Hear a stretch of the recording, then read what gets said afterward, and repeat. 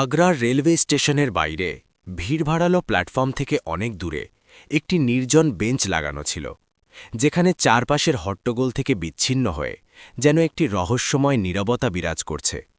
সেখানে একটি মেয়ে সকালের প্রথম আলোয় থেকে বসে আছে। তার চোখে মনে হচ্ছে যেন এক অজানা অপেক্ষার গভীর ছায়া পড়েছে, যা তার মুখের প্রতিটি রেখায় এক অদ্ভুত উত্তেজনা এবং দুশ্চিন্তার মিশ্রণ সৃষ্টি করছে। সেখানে একটি ছেলে কাজ করে, যার নাম রাহুল, এবং রাহুল সকাল থেকেই সেই মেয়েকে লক্ষ্য করছে। সে দেখতে অনেকটা অস্থির লাগছে এবং মনে হচ্ছে যেন কোনো চিন্তা তাকে অদ্ভুতভাবে গিলে খাচ্ছে। এখন এখানে রাহুল যখন এই সব কিছু দেখে এবং ধীরে ধীরে সন্ধ্যা হয়ে যায়, তখন সন্ধ্যার সময় রাহুল সাহস করে সেই মেয়ের কাছে আসে এবং এসে বলতে শুরু করে যে, ম্যাডাম, আপনি এখানে সকাল থেকে বসে আছেন, কি হয়েছে? আপনি কার অপেক্ষা করছেন? এখন এখানে সেই মেয়েটি একদম ভয় পেয়ে যায় এবং বলতে শুরু করে যে, তোমার সাথে এর কি সম্পর্ক? আমি চাই যারই অপেক্ষা করি, এবং আমি তো এখানে বসতেই পারি। এরপর এখানে রাহুল বলে যে, না না, সেটা নয়, আমার মানে সেটা একদমই ছিল না। আমি তো শুধু আপনাকে সকাল থেকে লক্ষ্য করছিলাম এবং দেখছিলাম যে আপনি অনেকটা অস্থির লাগছেন। এই কারণে আমি জিজ্ঞাসা করলাম। যদি আপনি বলতে না চান তাহলে কোনো কথা নেই, আমি আপনার কাছে এই কথার জন্য জোর করে বলবো না। এমন বলে রাহুল সেখান থেকে তার ডিউটি শেষ করে তার বাড়ি চলে যায় এবং বাড়ি গিয়ে সে তার মাকে এই সব কথা বলে। মা যখন এই কথা শোনে তখন বলে, বেটা, কোনো কাজ হবে তার, এই কারণে সেখানে বসে থাকবে বা কেউ আসবে তার অপেক্ষা করছে। রাহুলও এই কথাগুলো শোনে এবং তারপর আরাম করে দুজন মা বেটা খাওয়া দাওয়া করে বাড়ির ভিতরে আরাম করতে শুরু করে। পরের দিন সকাল সকাল যেই রাহুল আবার ডিউটিতে যায়, তখন সেখানে সেই বেঞ্চের ওপরে আবার তাকে সেই মেয়েটি বসে থাকতে দেখা যায়।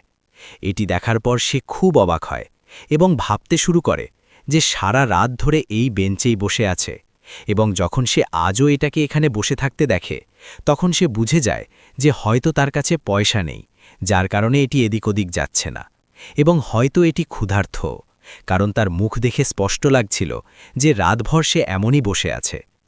এরপর রাহুল সকাল সকাল আবার তার কাছে চলে যায় এবং বলতে শুরু করে যে, ম্যাডাম, কি হয়েছে? আপনি কি সারা রাত এখানে বসেছিলেন? এই কথাগুলো শুনে এখানে সেই মেয়েটি একদম তার চোখে জল চলে আসে, এবং রাহুল যেই তার চোখে জল দেখে তখন তার কাছে বসে বলতে শুরু করে যে, ম্যাডাম, দেখো, চোখে জল আনো না, এটি বলো যে কথা কি? আমি তো কালও আপনার সাহায্যের জন্য আপনাকে জিজ্ঞাসা করছিলাম, কিন্তু হয়তো আপনি সেই কথার ভুল অর্থ বার করে বসলেন, এবং এই কারণে আমি আমার বাড়ি চলে গেলাম। এখন বলো তো সত্যি কথা কি, এবং আপনি কোন কারণে এখানে বসে আছেন? এরপর সেই মেয়েটি তাকে বলতে শুরু করে, বলে যে, আমার নাম প্রিয়া এবং আমি এখানের কাছেই একটি শহরে থাকতাম। আমি খুব খুশি ছিলাম। আমার স্বামী মুম্বাইতে কাজ করত এবং সে কখনো কখনো বাড়ি আসত। এখানে আমি যেমন তেমন করে আমার বাড়ি চালাচ্ছিলাম, কিন্তু তখন একদিন আমার স্বামী আসে এবং আসার পর আমাকে বলতে শুরু করে যে, দেখো, এখন আমি মুম্বাইতে একটি ছোট বাড়ি কিনে নিয়েছি এবং এখন আমরা সেখানে যাব। তাহলে কেন না এই বাড়িটা বিক্রি করি এবং তুমিও আমার সাথে চলো, সেখানে আমাদের জীবন কাটাবো। এমন বলে আমার স্বামী বিজয় আমার এই বাড়িটা বিক্রি করে দেয় এবং এরপর আমাকে এখান থেকে মুম্বাই নিয়ে যাওয়ার জন্য চলে যায়। এখন আমি তার সাথে খুব খুশি হয়ে যাচ্ছিলাম, কিন্তু তখন এখানে রেলওয়ে স্টেশনে সে আমাকে বাইরে বসিয়ে দেয় এবং বাইরে বসিয়ে দেওয়ার পর ভিতরে এমন বলে চলে যায় যে আমি দেখছি যে কতক্ষণ পরে ট্রেন আসবে এবং তারপর আমরা বসে যাব। আমি খুব খুশি হয়ে এখানে বসে আছি এবং সে জিনিসপত্রও সাথে নিয়ে গিয়েছিল, কারণ সমস্ত পয়সা যা বাড়ি বিক্রির পর মিলেছিল সব পয়সা তার অ্যাকাউন্টে ছিল। এখন আমি এখানে বসে থাকি, কিন্তু যেই তাকে গিয়ে প্রায় 1 থেকে 1.5 ঘন্টা হয়ে যায়, তখন তারপর আমার চিন্তা হতে শুরু করে এবং আমি অনেকবার ভিতরে গিয়ে তাকে দেখে এসেছি, কিন্তু তার কোনো খোঁজ নেই, এবং অনেকবার আমি আমার মনকে বোঝাচ্ছিলাম যে আমার স্বামী ফিরে আসবে, সে আমার সাথে এমন করতে পারে না। কিন্তু এখন আমার পুরো বিশ্বাস হয়ে গেছে যে হয়তো আমার স্বামী আমাকে প্রতারণা করে চলে গেছে, কারণ এই কথাগুলো একবার আমার মনে তো এসেছিল, কারণ স্বামীর যে আচরণ ছিল সেটা এবার অনেকটা বদলে গিয়েছিল এবং সে আমার সাথে অনেক ভালোবাসা দিয়ে কথা বলছিল। কিন্তু আমি ভাবছিলাম যে হয়তো স্বামীকে বুদ্ধি এসেছে, কিন্তু আমি জানতাম না যে সে আমার সাথে এমনও করতে পারে। এমন বলে প্রিয়া ফুট করে কাঁদতে শুরু করে, এবং তখন রাহুল তাকে প্রথমে চুপ করায় এবং চুপ করানোর পর বলতে শুরু করে যে, ম্যাডাম, যদি এমন কথা হয় তাহলে আপনি আপনার গ্রামে চলে যান, কারণ আপনার মা বাবা তো থাকবেন। তাহলে এরপর প্রিয়া বলে যে হ্যাঁ আপনি তো ঠিক বলছেন এবং আমিও এই কথা ভেবেছিলাম, কিন্তু আমার মা বাবা তো অনেকদিন আগেই দুনিয়া ছেড়ে চলে গেছেন। এখন বাড়ি ভাই ভাবির, এবং তারা তো আগে থেকেই আমাকে দেখে খুশি হতো না। যখনই আমি বিয়ের পর তাদের কাছে যেতাম তখন তারা নাক মুখ কুঁচকে নিত, এবং এই কারণে আমি তাদের কাছে যাওয়া পর্যন্ত বন্ধ করে রেখেছি। তাহলে এই কারণে আমি সেখানেও যেতে পারি না, এবং আমি তো পুরোপুরি অসহায় হয়ে গেছি। অনেকবার তো আমি রাতের সময় ভেবেছিলাম যে নিজেকেই দুনিয়া থেকে বিদায় করে দিই। কিন্তু এই জিনিসেরও আমি সাহস জুটাতে পারিনি। এই কথা শুনে রাহুল একটু ঘাবড়ে যায় এবং বলতে শুরু করে যে না না, এমন কথা বলার দরকার নেই, এবং এই জিনিস কোনো সমস্যার সমাধান নয় যা আপনি ভাবছেন। যদি এমন কথা হয় তাহলে এমন করো, চলো তুমি আমার সাথে। আমার বাড়িতে আমার মা আছে এবং সেখানে আমি থাকি। আমি তোমাকে বাড়ি ছেড়ে এসে যাব এবং তারপর আমার ডিউটি করব। তুমি আরাম করে বাড়িতে সময় কাটাও এবং সন্ধ্যার সময় আমরা সবাই বসে কথা বলবো যে সামনে কি করতে হবে। এখন এই কথা শুনে এখানে প্রিয়া একটু ভয় পায়, কিন্তু এর বাইরে তার কাছে আর কোনো উপায় ছিল না, কারণ সে সারা রাত এই নিয়ে ভেবে নিয়েছে যে যাবে তো যাবে কোথায় এবং করবে তো করবে কি। তাহলে এখানে সে যাওয়ার সিদ্ধান্ত নেয়। সে বলে যে ঠিক আছে, যদি এমন কথা হয় তাহলে তুমি নিয়ে চলো তোমার বাড়ি। রাহুল বলে যে ঠিক আছে, চলো আমার সাথে, এবং প্রিয়া তার সাথে সাথে চলে যায়। এখান থেকে একটু দূরে একটি বস্তিতে রাহুলের বাড়ি আছে, যে বাড়িতে তার মা লক্ষ্মী থাকে। সেখানে যাওয়ার পর রাহুল দরজার ঘণ্টি বাজায়। তাহলে এখানে ভিতর থেকে মা লক্ষ্মী দরজা খোলে, এবং খোলার পর যেই তার সামনে তার ছেলের সাথে একটি মেয়েকে দেখে তখন জিজ্ঞাসা করতে শুরু করে, বেটা এ কে, এবং তুমি আজ এত তাড়াতাড়ি ডিউটি থেকে কিভাবে এলে? তাহলে তারপর রাহুল তার মাকে বলে যে মা, এই সেই মেয়ে যার নিয়ে তোমাকে বলছিলাম, যে কাল সারা দিন ধরে এ বসেছিল, কিন্তু আজও সকাল সকাল আমাকে এখানে মিলেছে। এবং তারপর যখন আমি তার গল্প জানলাম, তাহলে তারপর এটি আমাকে বলল তার সাথে বেচারির সাথে প্রতারণা হয়েছে, এবং তুমি এমন করো, এটাকে বাড়ির ভিতরে নিয়ে যাও এবং এর জন্য কিছু খাবার দাও, কারণ হয়তো এই বেচারি সারা রাত থেকে ক্ষুধার্ত। এই কথা শুনে মা বলে যে ঠিক আছে বেটা, তুমি এমন করো, তোমার ডিউটিতে চলে যাও এবং আমি এটাকে ভিতরে নিয়ে গিয়ে ভালোভাবে খাওয়া দাওয়া খাওয়াবো। এখানে রাহুল প্রিয়াকে তার বাড়িতে সেরে আবার তার ডিউটিতে চলে যায় এবং সেখানে থেকে সারা দিন কাজ করে। ধীরে ধীরে সন্ধ্যা হয়, এবং সন্ধ্যায় যেই তার ডিউটি কমপ্লিট হয় তাহলে তারপর সে তার বাড়ি যায়, এবং বাড়ির ভিতরে গিয়ে এখন সবাই একে অপরের সাথে কথা বলতে শুরু করে। কথার মধ্যে এখানে প্রিয়া আরও কিছু এমন কথা বলে যে কথাগুলো শুনে রাহুল এবং তার মা পুরোপুরি অবাক হয়ে যায়, এবং তার উপর দয়া হতে শুরু করে। রাহুলের মা বলতে শুরু করে, বেটি, যদি এমন কথা হয় তাহলে এটাকে তোমারই বাড়ি মনে করো, এবং যতদিন তুমি চাও ততদিন থাকতে পারো, কারণ আমার ছেলে এতটা তো উপার্জন করে যে তোমারও পেট ভরে যাবে। এখানে প্রিয়া তাদের অনেক অনেক ধন্যবাদ দেয় এবং বলে যে আপনার অনেক অনেক ধন্যবাদ। আজকের সময়ে তো কেউ কাউকে তার দরজার সাইডে বসতেও দেয় না, যখন আপনি তো আমাকে আপনার বাড়িতে জায়গা দিয়ে দিয়েছেন। এখানে লক্ষ্মী বলে যে কোনো কথা নেই, বেটি মানুষই মানুষের কাজে আসে, এবং এতে কোনো বড় কথা নেই। এখানে এখন লক্ষ্মী প্রিয়ার জন্য একটি বিছানা তৈরি করে এবং সেই বিছানায় তাকে শোয়ার জন্য বলে দেয়। খুব ভালো বিছানা ছিল, এবং যেই প্রিয়া এই বিছানায় শোয়ে তাহলে শুয়ে তার খুব জোরে ঘুম আসছে এবং সে ঘুমিয়ে পড়ে। খুবই শান্তির ঘুম প্রিয়া ঘুমায়, কারণ এখানে তাকে একদমও ভয় লাগছে না। লক্ষ্মীজির স্বভাব খুব ভালো ছিল এবং তার ছেলের আচরণও খুব ভালো ছিল, তাহলে এই কারণে এখানে তাকে ভয় লাগে না এবং নির্ভয়ে সে আরাম করে ঘুমায়, কারণ গতরাতে সে রেলওয়ে স্টেশনে ঘুমাতে পারেনি এবং সেই ঘুমকে এখন পুরো করতে শুরু করে। এখানে লক্ষ্মী এবং তার ছেলে রাহুলও আরাম করতে শুরু করে এবং ধীরে ধীরে এই রাত কমপ্লিট হয়ে যায়। পরের দিন সকাল সকাল যেই লক্ষ্মীজি ওঠে তাহলে উঠে বাড়ির দিকে দেখে এবং খুব অবাক হয় এবং ভাবতে শুরু করে যে এটি কীভাবে হলো, কারণ এখানে প্রিয়া সকালে তাড়াতাড়ি উঠে বাড়ির সমস্ত কাজ করে নেয় এবং এখানে বাড়িকে একদম চকচকে করে দিয়েছে। যদিও সে সেই ঘরগুলোতে যায়নি যে ঘরগুলো ভিতর থেকে ছিল, কিন্তু হল এবং বাইরের যে অংশ ছিল সেটা পুরোপুরি চকচকে সে করে দিয়েছে, কারো আওয়াজও হয়নি, এবং তার আগে সে সেটাকে সাফ করে দিয়েছে। লক্ষ্মীজি ওঠার পর যখন প্রিয়াকে জিজ্ঞাসা করে, বেটি তুমি এটি করেছ? তাহলে এখানে প্রিয়া বলে যে হ্যাঁ মাজি, এটি আমিই করেছি, কারণ এখন আপনার বাড়িতে থাকব তো আপনার বাড়ির কাজ তো করতেই হবে, এবং যদি আপনার বাড়ির কাজ না করি তাহলে আমার মনে হবে যে আমি আপনাদের উপর বোঝা। এখানে লক্ষ্মীজি বলে যে বেটি, দরকার তো ছিল না, কিন্তু তবুও তুমি করে দিয়েছ তো কোনো খারাপ কথা নেই, কারণ তুমিও আমাদের মেয়ের সমান, এবং মেয়েরা তো বাড়ির কাজ করে। এরপর সবাই খুশি খুশি সেই বাড়ির ভিতরে থাকতে শুরু করে এবং ধীরে ধীরে সময় কেটে যায়। সময়ের সাথে সাথে এখানে প্রিয়া লক্ষ্মীজিকে একদমও কাজ করতে দেয় না এবং তাদের ভালোভাবে খেয়াল রাখে। এদিকে এখানে রাহুল এই সব কথা দেখে খুব খুশি হয় যে তার মায়ের খেয়াল রাখার জন্যে কেউ না কেউ তো আছে, কারণ আগে যখনই সে ডিউটিতে যেত তখন তাকে ভয় লেগে থাকত যে মাকে পিছনে কিছু না হয়ে যায় এবং কোনো সমস্যা না হয়ে যায়। এখানে রাহুল এবং প্রিয়ার মধ্যে খুব ভালো সম্পর্ক তৈরি হয়েছে এবং তারা একে অপরকে অনেক সম্মানের সাথে দেখে। ধীরে ধীরে সময় কেটে যাচ্ছিল এবং সময়ের সাথে সাথে এখানে একদিন প্রিয়া রাহুলকে ডিউটি যেতে দেখছিল এবং এমন করতে লক্ষ্মীও তার দিকে দেখছিল।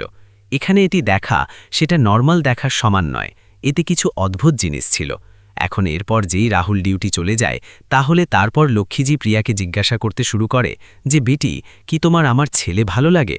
এখন এই কথা শুনে এখানে প্রিয়া একদম লজ্জা পেয়ে যায় এবং বলে যে না মাঝে এমন কোনো কথা নেই, আমি তো এমনই দেখছিলাম। কিন্তু তখন লক্ষ্মীজি হেসে বলে যে বেটি, যদি তুমি সত্যি আমার ছেলেকে পছন্দ করো তাহলে আমি তোমাকে আমার বাড়ির বউ করার জন্য প্রস্তুত এবং তুমি আমার বাড়ির বউ হতে পারো। এই কথা শুনে প্রিয়া একদম লজ্জা পেয়ে যায় এবং লজ্জা করে ভিতরে চলে যায়, কিন্তু সে বলতে এই কথাই হেসেছিল। এখানে লক্ষ্মীজি ভাবে যে ঠিক আছে, এটি তো হ্যাঁ বলে দিয়েছে এবং এই নিয়ে তার ছেলেকেও বলে দেব। ধীরে ধীরে সন্ধ্যা হয় এবং সন্ধ্যার সময় যেই ছেলে রাহুল ফিরে আসে তাহলে তারপর সে বলতে শুরু করে, বেটা, যদি তুমি খারাপ না মানো তাহলে কি আমি তোমার কাছে একটা কথা বলতে পারি? তাহলে এখানে রাহুল বলে যে বলো মা, তোমার কি বলতে হবে? তাহলে এখানে লক্ষ্মীজি বলে যে বেটা, তুমি এই মেয়ের সাথে বিয়ে করে নাও যাকে তুমি স্টেশন থেকে নিয়ে এসেছিলে, কারণ এর থেকে ভালো বউ আমাকে খুঁজলেও মিলবে না। যাই হোক, সে এত ভালোভাবে বাড়ি সামলাতে পারবে না এবং এ সবার ভালোভাবে খেয়াল রাখে। এখানে যখন রাহুল এই কথা শোনে তাহলে মনে তো তার মনেও এই কথা চলছিল, কিন্তু সে এই কথাকে না তো তার মার কাছে বলতে পারত না প্রিয়ার কাছে বলতে পারত। তাহলে এই কারণে ফিলহাল রাহুল বলতে শুরু করে যে মা, যেমন তোমার ঠিক লাগে তুমি তেমন করতে পারো, কারণ তুমি আমাকে জন্ম দিয়েছ, তো আমার বিয়ে বিষয়ে তোমারই পুরো অধিকার আছে। এখন এর সোজা অর্থ রাহুলের পক্ষ থেকেও হ্যাঁ ছিল, এবং যখন দুজনেই হ্যাঁ বলে দেয় তাহলে এখানে এই কথা ভিতর থেকে প্রিয়াও শুনে নেয়। এখন এরপর এখানে ফিলহাল তো এই সময় এমনই কেটে যায়, কিন্তু তারপরের এই দুজনের জীবন একটু আলাদা হয়ে যায় এবং দুজনেই একে অপরকে এমনভাবে দেখতে শুরু করে যেন এরা একে অপরের জীবনসঙ্গী। একে অপরকে দেখে লজ্জা পাওয়া, একে অপরের দিকে অদ্ভুত দৃষ্টিতে দেখা, এই সব কিছুই দুজনের মধ্যে চলে যায়। একদিনের কথা, যখন প্রিয়া মার্কেট থেকে সবজি কিনতে যাচ্ছিল তাহলে সেই সময় রাস্তায় তাকে একটি দোকান পড়ে, যে দোকানে লটারির টিকিট বিক্রি হচ্ছিল, এবং যেই সেই লটারির টিকিট দেখে তাহলে না জানি হঠাৎ তাকে কি হয়, সে তার মধ্যে থেকে একটি টিকিট কিনে নেয়। যদিও আজ পর্যন্ত প্রিয়া না তো কখনো লটারির টিকিট কিনেছে, না কোনো এমন পয়সা উপার্জনের স্কিমের নিয়ে শুনেছে, সেই তো শুধু সেটাকে দেখে তাকে কিনে নেয়, কারণ যখন তাকে জানা যায় যে এত টাকায় এত টাকার পুরস্কার লাগতে পারে। তারপর এখানে প্রিয়া যখন সেই টিকিট নিয়েছে তাহলে সে সবজি কেনে এবং সবজি কেনার পর তার বাড়ি চলে যায়। বাড়ি যাওয়া পর্যন্ত তাকে অনুভব হতে শুরু করেছে যে তুমি ভুল করেছ, এত টাকারই টিকিট নিয়েছ, এটাকে একদমও নেওয়া উচিত ছিল না। তাহলে বাড়ি যেয়ে সে লক্ষ্মীজিকে বলতে শুরু করে যে মা, আমার থেকে তো আজ একটা খুব বড় ভুল হয়ে গেছে। তাহলে সে জিজ্ঞাসা করে, বেটি কি হয়েছে? তাহলে সে বলতে শুরু করে যে এই লটারির টিকিট রাস্তায় বিক্রি হচ্ছিল, তো আমি পয়সা দিয়ে এটাকে কিনে নিয়েছি, এখন এটাকে খামোখা এমনই ওয়েস্ট হয়ে যাবে, এখন এর আমরা কি করব? তাহলে এখানে লক্ষ্মীজি তার অনুভূতি বোঝে এবং বলে যে কোনো কথা নেই বেটি, নিয়েছ তো দেখে নেব, হয়তো তোর লটারি লেগে যায় এবং তুমি কোটিপতি হয়ে যাও। এখানে প্রিয়া বলে যে আরে না মা, এমন হয় না, যদি এমনভাবে আমরা কোটিপতি হয়ে যাই তো গলি গলিতে কোটিপতি ঘুরবে না। এখানে দুজন মা বেটি এই কথা বলে হাসতে শুরু করে এবং প্রিয়া বলে যে এ তো পয়সা বেকার হয়ে গেল, কিন্তু তবুও ছেড়ে দাও, আপনি এগুলো নাও। এমন বলে সে লটারির টিকিট লক্ষ্মীজিকে দিয়ে সেখান থেকে কাজে লেগে যায়। ধীরে ধীরে একদিন কেটে যায় এবং পরের দিন যেই টিভিতে সেই লটারির নম্বর ঘোষণা হবে তাহলে সেই দিনে এখানে লক্ষ্মীজি সেই চ্যানেল খুলে বসে যায় এবং প্রিয়াকেও আওয়াজ দেয়, কিন্তু প্রিয়া বলে যে না মাজি, আপনিই দেখে নাও, আমার পুরো বিশ্বাস আছে যে আমাদের নম্বর আসবে না। এমন বলে সে তার বাড়ির কাজে লেগে থাকে এবং মা টিভিতে এই লটারির নম্বর মেলাতে থাকে। সবচেয়ে প্রথমে তৃতীয় নম্বরের লটারির টিকিট লাগে, তাতে এই নম্বর একদম ম্যাচ করে না। তারপর দ্বিতীয় নম্বরের লটারির টিকিট লাগে, যা সেকেন্ড প্রাইজ ছিল, তাতেও এই নম্বর লাগেনি। এবং যখন দ্বিতীয়তে এই নম্বর লাগে না, অর্থাৎ সেকেন্ড প্রাইজও তাদের মেলেনি, তাহলে তারপর লক্ষ্মীজির হৃৎস্পন্দন একদম দ্রুত হয়ে যায় এবং সে ভাবতে শুরু করে যে যখন এই দুটোই লাগেনি তাহলে তারপর তো আমাদের লাগা হবে না, কারণ তাকে মনে হচ্ছিল যে হয়তো প্রথমে না আসে তো দ্বিতীয় এবং তৃতীয়তে তো আসতেই পারে। এরপর সে একদম টিভি বন্ধ করতে যাচ্ছিল, কিন্তু তখন এখানে ফার্স্ট প্রাইজের লটারির টিকিট যা হয় তার নম্বর সে বলতে শুরু করে। এখন যেই সে প্রথম নম্বর বলে তাহলে সেই টিকিট থেকে ম্যাচ করে এবং তারপর লক্ষ্মীজি সেই টিকিটকে টিভিকে গুরুত্ব সহকারে দেখতে শুরু করে। কিছুক্ষণ পর দ্বিতীয় নম্বর বলে, তৃতীয় নম্বর বলে এবং এমন করেই সেই লটারির পুরো নম্বর সে সেখানে বলে দেয়। এবং যেই পুরো নম্বর এখানে লক্ষ্মীজিকে শোনা যায় তাহলে তারপর তাকে তার কানে বিশ্বাস হয় না। এখানে প্রথমে তো লক্ষ্মীজি আবার তাকে মিলিয়ে দেখে, কারণ সেটা ডিসপ্লে হচ্ছিল সেই নম্বর, এবং এরপর একদম চিৎকার করতে শুরু করে। এখন যেই সে চিৎকার করে তাহলে প্রিয়া একদম দৌড়ে সেখানে আসে, এবং যেই প্রিয়া এখানে এসে জিজ্ঞাসা করে যে মাজি কি হয়েছে, তাহলে সে একদম তাকে জড়িয়ে ধরে বলে যে বেটি, ইটি দেখ, তোর 1 কোটির লটারি লেগে গেছে এবং এখন তো তুমি কোটিপতি হয়ে গেছো, তোমাকে কারো সামনে হাত পাতার দরকার নেই এবং তুমি তো তোমার পায়ে দাঁড়িয়ে তোমার জীবন কাটাতে পারো।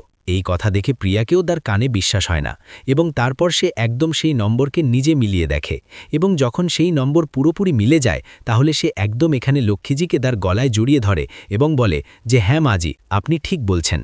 তারপর লক্ষ্মীজি এবং প্রিয়া দুজনেই রাহুলকে ফোন করে এবং রাহুলকেও এখানে ডেকে নেয়। রাহুলও দৌড়ে এখানে আসে, এবং যখন তাকে জানা যায় যে প্রিয়ার 1 কোটির লটারি লেগে গেছে তাহলে তারপর সে প্রিয়ার এই কাজকে এগিয়ে নেয় এবং সেখানে গিয়ে এই 1 কোটির অর্থ প্রিয়ার অ্যাকাউন্টে ঢোকায়। কিছু পয়সা প্রিয়ার নগদ মুঙ্গিয়ে নিয়েছে, কারণ তাকে সেই পয়সা দিয়ে কিছু করতে হবে। এখানে সেই পয়সা নিয়ে প্রিয়া সেই বাড়ির ভিতরে চলে আসে এবং এরপর সেখানে থেকে তার জীবন জীবিত করতে শুরু করে। এখানে লক্ষ্মীজি এবং তার ছেলে রাহুল এখন তাকে একদমও বলে না যে তুমি আমার ছেলের সাথে বিয়ে করে নাও, কারণ তাদের জানা যে এখন তার কাছে কোটি কোটি টাকা আছে এবং সে চাইলে এটাকে অস্বীকারও করতে পারে। এই কারণে তারা তাকে কিছু বলে না। কিন্তু যখন এই কথাগুলো প্রায় 10 থেকে 12 দিন কেটে যায় তাহলে এখানে প্রিয়া বলতে শুরু করে যে মাজি, কি হয়েছে, আপনি একবার বিয়ের কথা বলছিলেন না যে আমার এবং রাহুলের বিয়ে করিয়ে দেবেন, তাহলে এখন আমার এবং রাহুলের বিয়ে করিয়ে দাও, কারণ আমি তো সেই দিন আপনাকে লজ্জা করে হ্যাঁ ইশারা করে দিয়েছিলাম। এখন এই কথা শুনে লক্ষ্মীজি তার দিকে দেখে এবং বলে যে বেটি, সত্যি তুমি এখনও রাহুলের সাথে বিয়ে করতে চাও? তাহলে এখানে প্রিয়া বলে যে কেন মাজি, এখন এমন কি হয়ে গেছে, কি আপনি এটি ভাবছেন যে 1 কোটি লটারি লেগে গেছে তো এখন আমি রাহুলের সাথে বিয়ে করব না? আমার রাহুলের আচরণ খুব ভালো লেগেছে এবং আমি তার সাথেই বিয়ে করতে চাই। এখানে এই কথা শুনে লক্ষ্মীজি বলে যে ঠিক আছে বেটি, যদি এমন কথা হয় তাহলে তোমাদের দুজনের আমি বিয়ে করিয়ে দেব এবং কোনো সমস্যা নেই। এরপর লক্ষ্মীজি রাহুল এবং প্রিয়ার ধুমধাম এবং রীতিরিবাজ দিয়ে বিয়ে করিয়ে দেয়, এবং এই পয়সা থেকে যে পয়সা প্রিয়ার লটারিতে লেগেছিল সেই পয়সা দিয়ে প্রিয়া তার জন্য একটি ছোট ব্যবসা তৈরি করায়, কারণ রাহুলের বলা ছিল যদি এই পয়সাগুলোকে আমরা এমন আমাদের কাছে রাখি তো ধীরে ধীরে শেষ হয়ে যাবে, এবং যখন আমাদের দুজনের বিয়ে হবে তো আমাদের বাচ্চাদেরও এই পয়সা কাজে আসতে পারে, এমন কিছু করতে হবে। তাহলে এই কারণে সে প্রিয়ার জন্য একটি ব্যবসা খুলিয়ে দেয় এবং সেই ব্যবসাকে দিন-রাত পরিশ্রম করে প্রিয়া চালাতে শুরু করে এবং সাথে লক্ষ্মীজিও তার হাত বাড়ায়। এখন এখানে এই খবর যে প্রিয়ার লটারি লেগে গেছে তার স্বামী বিজয়কে জানা যায়, এবং তারপর সে একদিন খুঁজে খুঁজে তাকে এখানেও চলে আসে।